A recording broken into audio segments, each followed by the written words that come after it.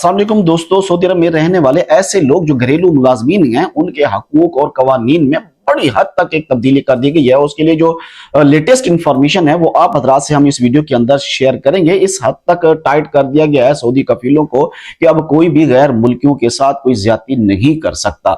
हाँ, अगर वो खुद चुप कर जाते हैं तो वो फिर शायद किसी को मौका दे गए हैं। वाज़े ऐलान किए गए हैं कि गैर मुल्कियों के साथ बुरा सलूक करने वाले सऊदी को 20,000 रियाल जुर्माना और आइंदा 3 साल के लिए जो उसका वर्क वीजा या डोमेस्टिक वीजा जो है वो जो निकलाते हैं वो बंद कर दिया जाता है और वो कोई भी गैर मुल्की को सऊदी अरेबिया में नहीं मंगवा सकेगा।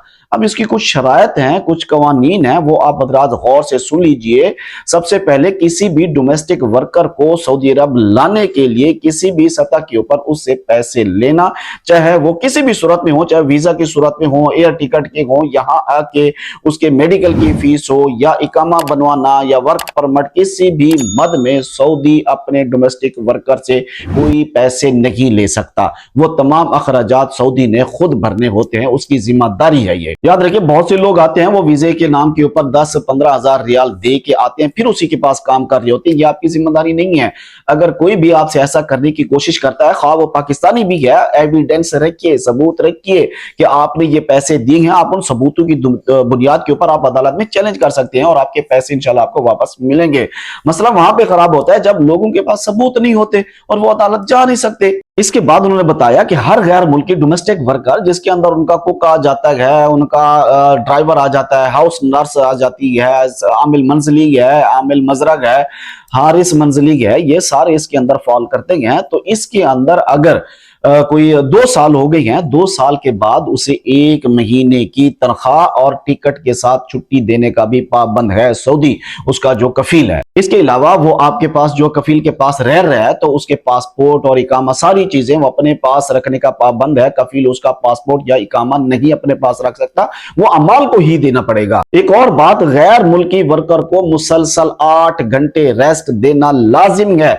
ये हर हाल में, यानी वो चाहे घर में काम करने वाली खुदामा हो या खास हो या किसी भी सूरत में हो, हारिस हो या कोई भी हो, उसको 8 घंटे मुसलसल रेस्ट देना ये लाजिम है। ये बड़ी चीज, अक्सर बड़ी फैमिलीज होती हैं तो अक्सर सारी रात सारा दिन ड्राइवर को चला रहे होते हैं और वो बेचारा बड़ी मुश्किल से अपनी नींद पूरी करता है, या फिर खुदामा भी इसी तरह। ये मुख्तलिफ औकात में नहीं बल्कि एक दिन में लगातार 8 घंटे रेस्ट लेना सोना ये आपका हक है। अगर कोई उसको वायलेट कर रहा है तो वो भी आपका जो है आपको आप वजारत को रिपोर्ट कर सकते हैं। नंबर्स हैं, ऑनलाइन प्लेटफॉर्म्स हैं, आप वहां पर रिपोर्ट कर सकते हैं। जब रिपोर्ट करेंगे तो ही कुछ बात बनेगी। बताया गया है इनमें से कोई भी अगर खिलाफ वर्जी करेगा, कोई भी सऊदी कफील, तो उसको 20,000 रियाल तक का जुर्माना किया जाएगा।